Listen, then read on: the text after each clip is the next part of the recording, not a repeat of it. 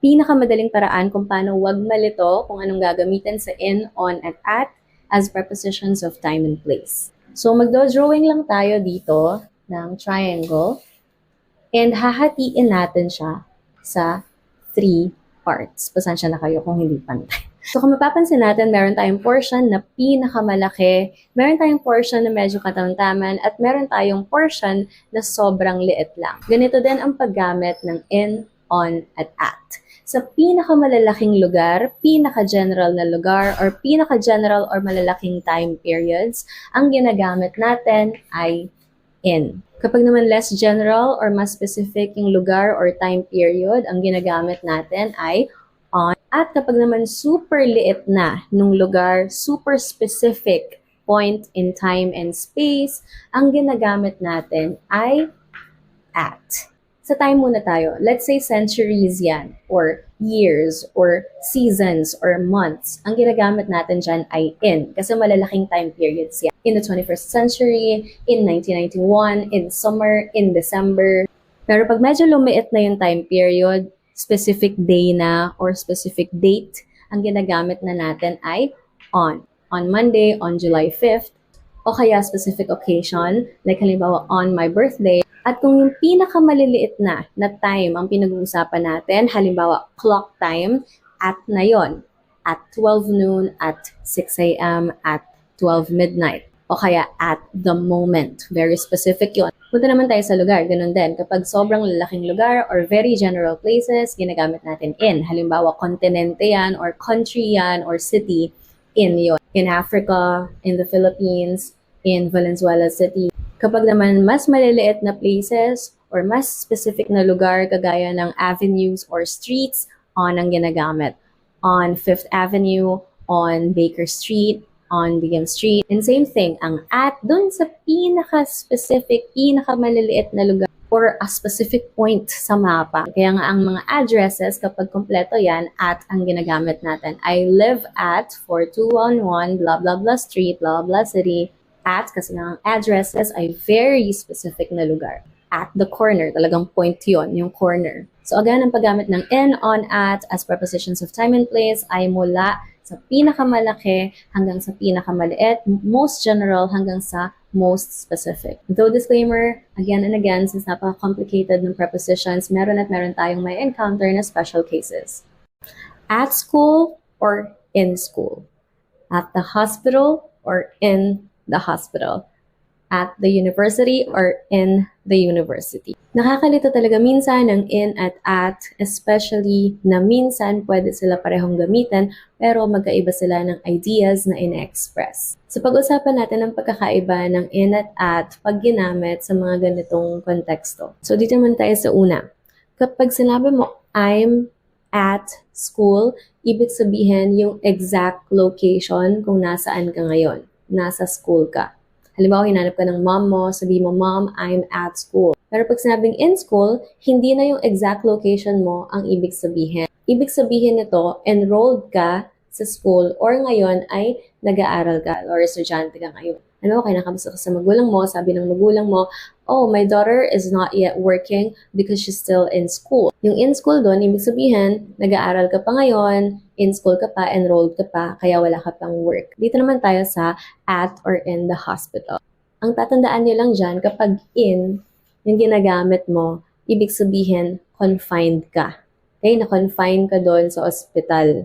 Nandun ka, nagpapagaling, nagpapagamot, nakaratay ka doon. Ibig sabihin, admitted ka doon sa ospital. Now, kapag naman at the hospital, hindi ka na-admit, hindi ka na-confine, pwedeng meron ka lang quick appointment doon or quick errand, or pwedeng may dinalaw ka lang doon, may pinuntahan ka lang, or saglit ka lang doon. Halimbawa, nasa hospital ka lang, pumunta ka doon para bisitahin yung kaibigan mo, pwede mong sabihin, I'm at the hospital right now visiting a friend. Okay, paano naman sa at the university versus in the university? Ginagamit natin yung at university or at the university kapag tayo ay may regular na activity dito sa place na to. Halimbawa, kung tayo ay employed sa university na yan, or nagtuturo tayo sa university na yan, pwede mong sabihin, I teach at the De La Salle University. Pwede mo ring sabihin, I study at the De La Salle University. kung nag-aaral ka naman sa university na yun, kasi regular activity mo yung pagpasok doon. Meanwhile, pwede mo namang gamitin yung in the university or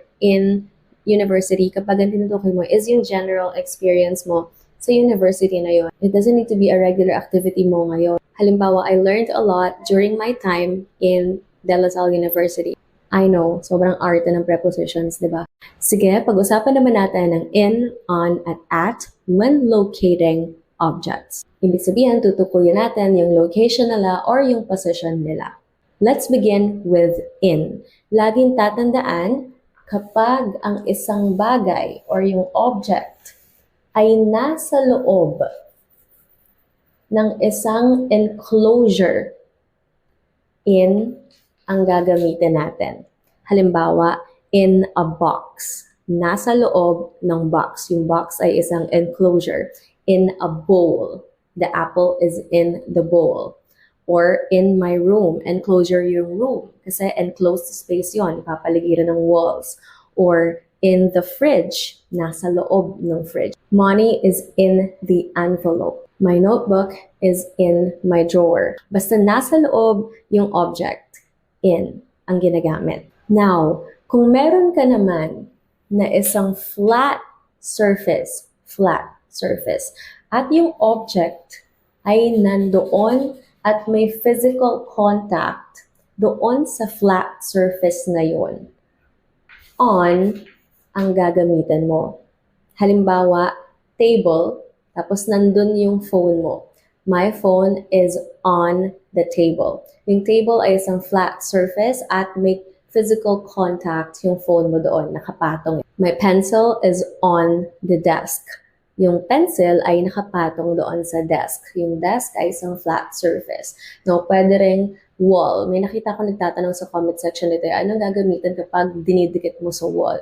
So since ang wall ay isang flat surface at dinikit mo doon yung isang bagay, that object is now on the wall. Halimbawa, itong chalkboard ko, it's on the wall. There's a spider on the ceiling. Kapag floors din ang pinag-uusapan, on din yan usually. We live on the second floor of the apartment. Halimbawa. Kapag naman meron kang specific point, halimbawa point X, tapos yung object mo ay nandun mismo sa point na yon, you guessed it right, at na ang ginagamit. Halimbawa, at the center. Yung center, hindi lang siya basta kung saan, specific point yan. Someone's at the door. May tao sa pinto. So, hindi mo naman sasabihin in the door kasi hindi ka naman nasa loob ng pinto mismo. Hindi mo naman sasabihin on the door kasi hindi mo nakadikit yung tao doon. May physical contact siya doon sa flat surface. Hindi naman. Naghihintay lang siya doon sa specific location na yon. At the door. Nandun siya sa point na yon. Meet me at the corner. Yung corner, specific point yan. Now, i-discuss na rin natin yung mga prepositions na kabaliktaran naman ng tatlong ito.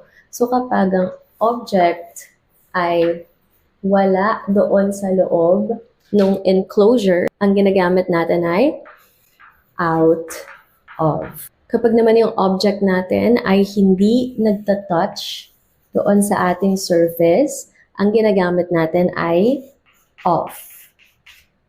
Double F. At kapag naman wala yung object doon sa specific point na tinutukoy natin, ang gagamitin natin ay away from. Now, idagdag ko na rin yung mga prepositions naman na gagamitin kapag may movement or may positive direction. So, kapag ang isang bagay ay papasok, okay, doon sa enclosure, ang ginagamit natin is into. At kapag naman ang isang bagay ay papunta doon sa surface or magta-touch siya doon sa surface, onto ang ginagamit. At kapag naman direction, papunta doon sa specific point, to ang ginagamit. Before this ends, again and again, napakaraming special cases ng prepositions. In the bus, on the bus, at the bus, ano nga bang tamang gamitin sa mga prepositions na ito pagdating sa transportation vehicles? Simulan natin sabay. Ang by ginagamit natin for general ways to travel. Actually, ito yung pinaka-safe gamitan pagdating sa transportation preposition kasi wala kang pakialam dyan kung anong klaseng sasakyan yung sinasakyan mo. Gusto mo lang sabihin dyan yung general way to travel mo. Halimbawa, I travel by air, by land, by plane, by car. At kung napansin ninyo, kapag by yung ginagamit natin, wala na siyang kasunod na the or any article. Kasunod niya na agad yung way or yung transportation vehicle mismo.